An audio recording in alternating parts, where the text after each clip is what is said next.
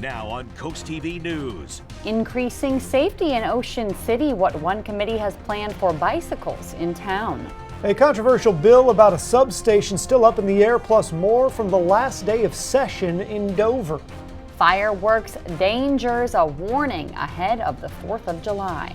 And it was another afternoon of drenching downpours along the coast. I'm tracking a very warm and muggy night. Another hot day ahead, and the threat of more damaging winds and flash flooding. The latest timing coming up. This is CoastTV News at 5. Bicycles out and about in Ocean City. Good evening. I'm Madeline Overturf. And I'm Charlie Sakaitis. We begin tonight with plans that would change some rules, all in an effort to keep the folks on those two wheels safe. The summer season is here, and with it, of course, an influx of families, kids, adults, and J1 workers all riding their bikes in Ocean City. But all those people means more risks for accidents. Coast TV News reporter Kevin Zappe is live in OC. Kevin, the Bicycle and Pedestrian Committee trying to find solutions to make sure everybody is safe. Maddie, when we were here this morning, we saw bicycles riding inches away from the car, which is why public safety and bicycle safety is the #1 priority for pedestrians and for the biking committee. Anthony Mitchell is one of the managers at Big Jim's Bikes in downtown Ocean City, and he learned firsthand how dangerous it is riding a bike in town. 2 years ago, I had to go deliver a mobility scooter for an older lady on 17th Street. On the way back, I was taking the actual street and I was hit by a car. They were making a right-hand turn and I stopped right there and they still ran into me. According to the Ocean City Bicycle and Pedestrian Committee, in 2023, there were 19 bike accidents. In 2024, that number jumped to 28 and sadly included 1 death. As of right now, this year is on track to be even higher, which is why the committee is recommending some changes to try and hit the brakes on all these crashes. Mitchell says this is especially important for those J1 workers from other countries, because almost none of them have cars. They have it hands down the hardest. They work multiple jobs, and it's very hard going on the street because it's kind of dangerous.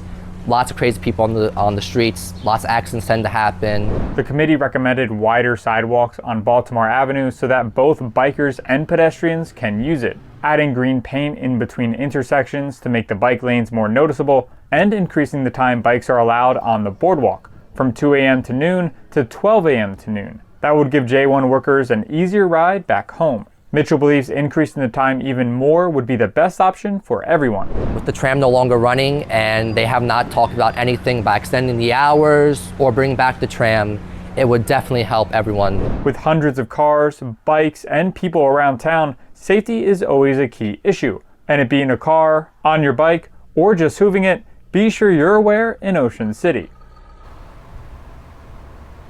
Now, the Ocean City Council is currently discussing these recommendations, so we'll have to wait and see if these changes do take effect or hit the road. I'm Kevin Zappe, live in Ocean City, Coast TV News. And it's not just the town of Ocean City. The Maryland State Highway Administration wants to update its vulnerable road user assessment. Now, they defined vulnerable road users as people who have a higher chance of being killed or injured in a crash, like pedestrians or bicyclists. There is an online survey open through August 7th. SHA is also hosting a virtual public hearing on July 8th from 4 to 8 p.m. You might remember Coast TV reported on a man found dead on Olive Avenue in Rehoboth Beach, police deeming it suspicious because the man was found in a car and partially covered in it. Coast TV News reporter Brandon Ferguson is live there in Rehoboth Beach. And Brandon, the original call wasn't for a body, but a foul smell in that area. Maddie, when Rehoboth Beach police arrived here to the 40th block of Olive Avenue, they found a gray Mazda parked with a dead man inside. After he was found, this case then moved to the Delaware State Police Homicide Unit, which is normal for cases like this one. New today, 53-year-old Vanessa Johnson was found today by state police. They've been looking for her in connection with this mysterious death. Now, Johnson is not classified as a suspect. Police say they worried for her safety. Delaware State Police say the Division of Forensic Science is performing an autopsy to determine how exactly the man died and when. Coast TV spoke with one local who says the most shocking part of all of this is that it happened in Rehoboth. I think that led to it being unusual because I don't remember seeing a death like that in the news. We reached out to both Delaware State Police and Rehoboth Police today for any updates. They did confirm this investigation is ongoing, but they are currently withholding the man's name. Live in Rehoboth Beach, Brandon Ferguson, Coast TV News. And we're taking a live look outside into Ocean City. Let's check in with our first alert meteorologist, Chris Mastrobuono. And Chris, we've had some weather today, so what do we got to talk about? Yeah, you know what? For the second afternoon in a row, we have had thunderstorms blossom with the sea breeze virtually in the same area we had just 24 hours ago, extending from Long Neck through Millville, Ocean View to Dewey Beach. We picked up about 2 to 4 inches within an hour's time, and that prompted the National Weather Service to issue a brief severe thunderstorm warning as well as flash flood warnings, both of which have expired. You could see we're pretty quiet now throughout much of Sussex County as that storm has dissipated. Most of the activity has shifted to the north and west of Delmarva, where there is active severe thunderstorm watches, even a tornado warning just east of Baltimore. Now, going through the evening here, we could expect an isolated shower or downpour primarily over the eastern shore and places from about, I would say, from Seaford to Slaughter Beach on northward. Over the next few hours, not expecting anything widespread, but you could see where it rained. We've cooled to 79 in Bethany Beach, but still rather warm to the west.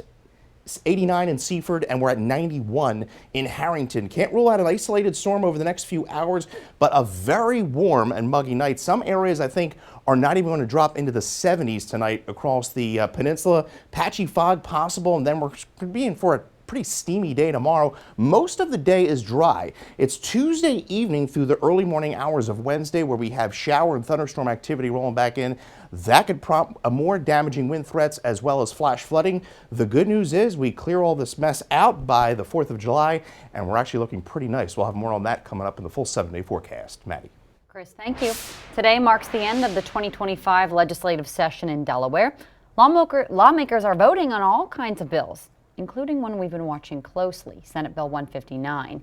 It would override Sussex County's denial of a permit for an offshore wind substation near Dagsboro. That's a key step for U.S. Wind to build turbines off the Delmarva coast.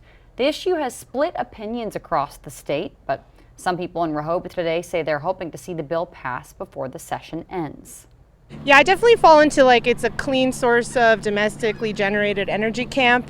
So I think that it's great. I think any way that we can diversify our energy portfolio is a good thing. And I think that, offshore wind is a really exciting way that we can do that.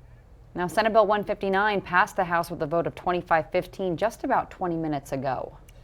In the first half of the 153rd General Assembly, there's been some bipartisan legislation that passed without controversy, but that is not the case for every bill. Coast TV News reporter Christina DeRobertis is in the newsroom. Christina, lawmakers are racing the clock to make decisions. Yeah, Charlie, and it's shaping up to be a late night in Dover for some lawmakers. Some big bills still need to be voted on. That's including House Bill 65, which would change the date of Delaware's primary election from September to April.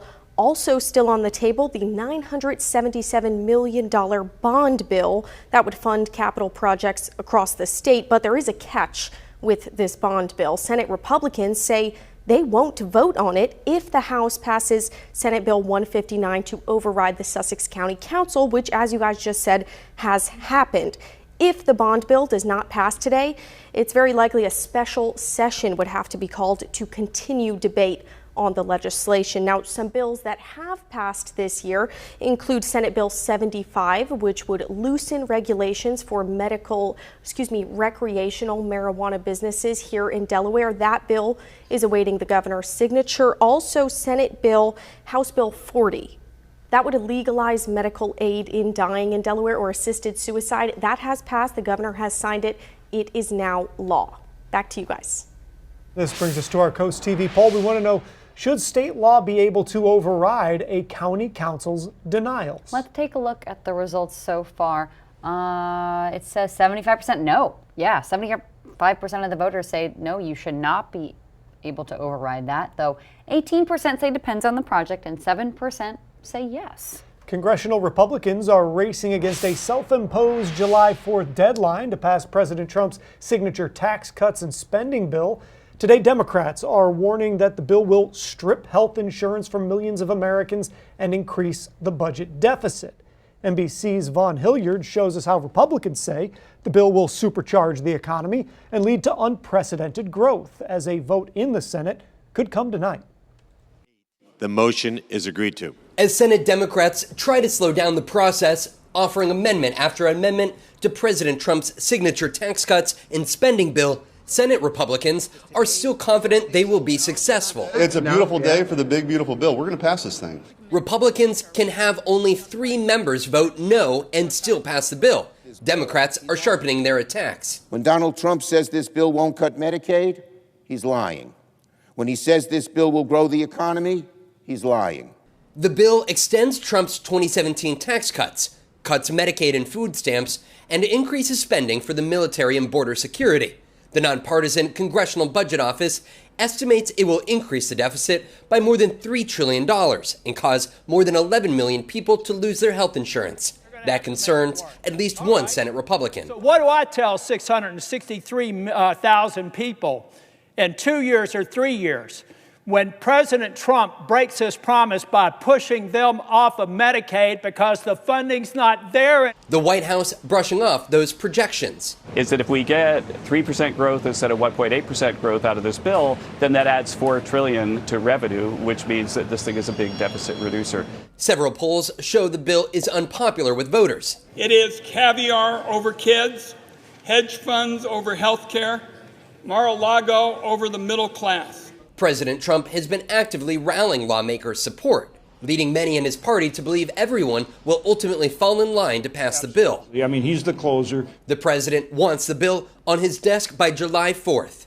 A final Senate vote could come tonight, but before the president's so-called big beautiful bill becomes law, the U.S. House must first pass the Senate version without any changes before it ultimately gets to the president's desk. Vaughn Hilliard, NBC News, Washington. Prohibiting plastics, what exactly will be banned as of tomorrow? Well, we have a threat for severe storms tomorrow night. Those storms could bring damaging winds as well as the threat of flash flooding. We'll talk about that, and we'll see some relief from this humidity coming up. But first, a new COVID variant, the unique symptom this go-round, up next. This is Coast TV News at 5.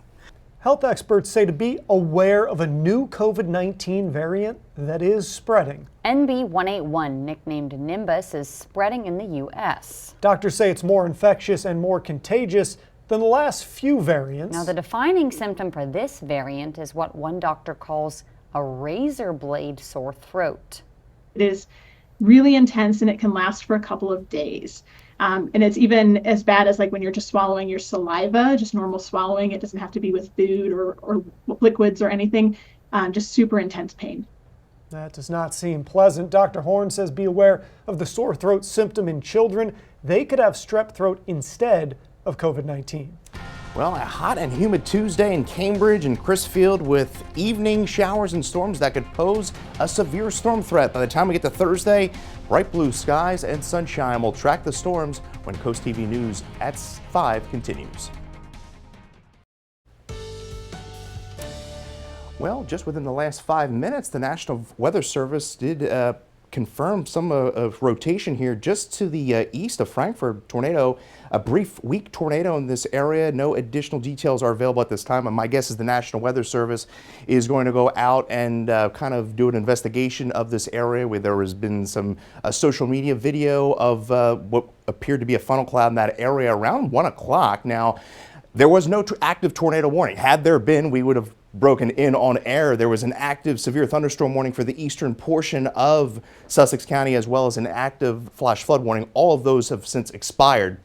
Pretty quiet throughout much of Delmarva, and most of the shower and thunderstorm activity is now off to the north and west. And I think it's going to be a pretty quiet evening, maybe a rogue shower or storm, but I think most of the area is just going to be very warm and muggy. We're holding right now anywhere from 80 to Bethany Beach. We're at 87 in Millsboro, 90 to Laurel, 90 in Harrington, and you can see those dew points are well in the mid to upper 70s. So it is going to be a very warm and muggy night, and you see our rain chances over the next 7 days. Really targeting now Tuesday night into Wednesday morning for the threat of more shower and thunderstorm activity before high pressure builds in mid to late week. So futurecast over the next few hours keeps us dry. Maybe a brief shower across the eastern shore or Kent County. Very warm, plenty of sunshine by the time we start our day on Tuesday. So lows tonight, upper 70s to lower 80s. We see plenty of sunshine tomorrow. Temperatures rising into the lower to mid 90s, and then that shower and thunderstorm activity rolls in Tuesday evening. You can see the Storm Prediction Center has that slight risk extending from the eastern shore just north of Salisbury to Lewis on points north and west. That's the area that could see some scattered severe storms. You can see we're pretty quiet most of the day. Now the shower and thunderstorm activity approaches the eastern shore by around 9 o'clock. This has been trending more and more later in the evening in recent runs, and you can see it pushing over the area by around 11. Begins to kind of break up, more scattered variety, and we could see the shower and thunderstorm activity kind of linger even into Wednesday morning as the front sags south. But the severe threat should end by Wednesday morning. In fact, the Weather Prediction Center has a slight risk of excessive rainfall, so these storms have a lot of moisture to tap into. That's why flash flooding remains a concern. The good news is the humidity drops well below comfy levels by the time we get to just in time for the 4th of July. High pressure builds in, plenty of sunshine, lower humidity, and temperatures rising to the upper 80s to around 90. So an isolated shower, a muggy night falling to 79. We're at 93 tomorrow with those evening strong to severe storms. 86 Wednesday with an isolated shower storm in the morning, but then we should have decreasing cloud cover by Wednesday afternoon. Thursday and Friday, the 4th, look absolutely spectacular, and the weekend looking pretty nice right now as temperatures rise back into the lower 90s. In just a few hours, Delaware restaurants will no longer be allowed to offer single-use plastics or foam foodware. That's because a 2023 bill is now going into effect. It also applies to plastic cocktail and sandwich picks. Customers can only get plastic beverage stirrers upon request. There are some exemptions. That includes fire companies and long-term care facilities. Coming up tonight on the Delmarva Sports Network at 6:15, it's Maryland Supreme Basketball League boys basketball. The final score at 10:30. On DSN Plus, you get that basketball game along with these exclusives. At 6, it's high school girls basketball at Crown Sports Center, high school boys lacrosse at DE Turf. At 6:15, another boys basketball game in Maryland Supreme League. Maddie, very excited about the exclusives there. Yeah. Coming up, giving back to first responders, how the community helped today. Stay tuned on CoastTV News at 5. The Laurel Fire Department was accepting some donations to help beat the heat today. Laurel Fire Chief Jeff Hill says the stretch of hot weather depleted their hydration supply, so they're accepting water bottles, Gatorade, Liquid IV, and other electrolyte drinks. It's go a long way with our people, keeping them rehabbed and keeping them hydrated, because with this hot weather, it doesn't take long to get dehydrated when we're out here in the sun for long periods of time, and it goes a long way with helping us maintain our balance of what we need to do to keep our people hydrated. Chief Hill says they've already had a great turnout today. Earlier this afternoon, they had already gotten 14 cases of water and 7 cases of Gatorade.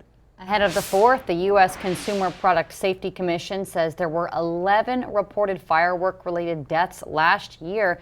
Most of those involved mishandlings and misfires. More than 14,000 people were injured by fireworks, and around 1,700 went to the ER for injuries related to sparklers.